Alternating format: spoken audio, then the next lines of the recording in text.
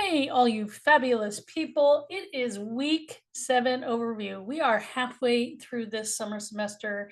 And let me tell you, folks, you know, it's kind of like a roller coaster where you're going chug, chug, chug, chug, chug up the hill. And now we're here at the peak and it's going to go woo so fast. You are going to be shocked.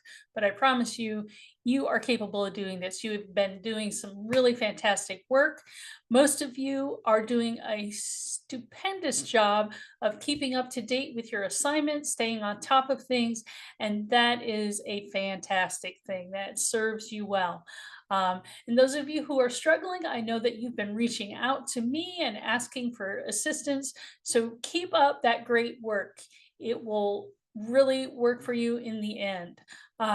We are wrapping up the rhetorical analysis unit this week. We are, hopefully, you have all gotten your peer feedback. You've gotten feedback from me, so you have some idea of the things you need to do in order to revise. And in those rare cases, there are some of you who write almost perfectly in your rough drafts because you're recovering perfectionists like myself, um, which is fine. And you may only need to do some minor editing. Like you have done a really fantastic job in your revision, your rough drafts, and you really don't need to revise because you've done everything that you need to do. So anyway, we have a few readings here regarding revision. We have revising for structure, revising for style, word choice, and then revising for style. Choose words that are sensitive to your audience. This one is an interesting reading. It's one I came across last summer as I was teaching this class and revising some of the materials that I use. Excuse me for clearing my throat. But this one, choosing words that are sensitive to your audience. You have to develop an awareness that your readers are not just people who are like you, right? I think oftentimes when we're writing, we are assuming that the people who are going to read what we're writing are people just like us. And that is often not the case, right? We have a very diverse classroom, people of different ages, ethnicities, cultural backgrounds, so on and so forth. Um, and there are sometimes words that might be sensitive to a particular audience. So developing an awareness of your audience and how language can affect people is a really good skill to develop.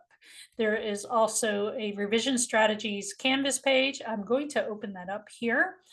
It is one that has an editing, proofreading, and revision strategies video attached to it.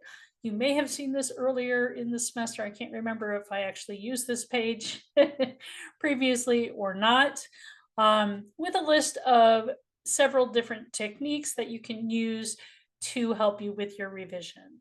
The first one is called worms, what I really mean to say. You can read about that. There's also an exercise called says and does, which talks about the different functions and purposes of the various paragraphs that we have within an essay. You'll also see a revision example of my own when I was writing in graduate school and I was kind of struggling with a passage. So here's an example of the thinking process that I went through as I started to revise to find just the right phrase to express the idea that I was trying to get across. Um, there's also reverse outlining, which just takes your draft and you try to construct an outline from the draft that you've already written to see if you can improve it. There's also more information in this handout from Wisconsin. And then the last one here is for those of you who like to write lots and lots and lots of stuff and have a hard time paring it down. You go over and beyond the necessary word count, but sometimes you need to condense things a little bit. This is called the Marie Kondo. This is not my own idea. It's something that I found on the Write or Die Tribe website. But it's a great exercise for those of you who tend to be very verbose. So if you tend to write lots of ideas, sometimes when we're doing a draft, we just kind of do this humongous brain dump and then we worry about it later. This might be the technique for you to think about using in your revision.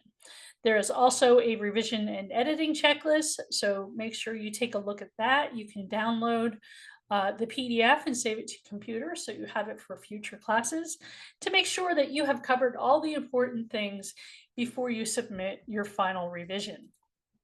Back to the overview page, there are also a few videos for you to watch. The proofreading, editing, and revision strategies video that is linked here is the same one that is in the revision strategies Canvas page. So it's not like you have to watch it twice, unless you really want to. There are also 2 videos from Crash Course. I really like the Crash Course video series for composition. They include things on all aspects of the writing process, and these 2 are dealing with how to revise and what is editing. And of course, as you know, those crash course videos tend to be very quick, and they throw a lot of information at you in a very short period of time. So sometimes it's good to maybe go back and look again. That's the nice part about videos. You can go back to a certain section of the video where it didn't quite sink in, and you can watch it again and you'll be like, okay, now I get it. So on to the big assignment for this week. You have your final draft due. For some of you, you might have a lot of work left. For others of you, you may only have to do some minor editing. As a reminder, lots of you forgot to also include the writer's memo. Remember that the writer's memo, although it's not an additional assignment, I chose not to make it an additional assignment. It is a necessary segment of this assignment. You get graded on it. So if you don't include a writer's memo as a separate document, you're going to get a 0 for that section of the assignment, which means if you did everything else perfectly, you're only going to get an 80 on the assignment.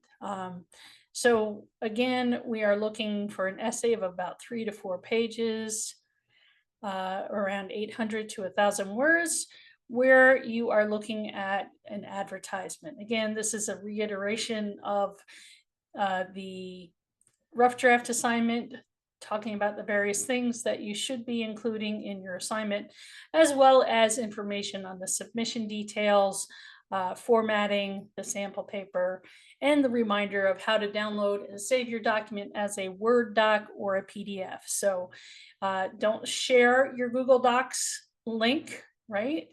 Or your Microsoft Word, Microsoft Office, or Office 365. I think that's probably what the version is for those of you who are using the free software from UC.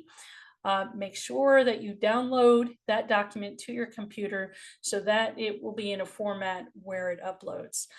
Even though I can see those documents, they don't integrate into Canvas so that I can use the document viewer and use the digital feedback and comments.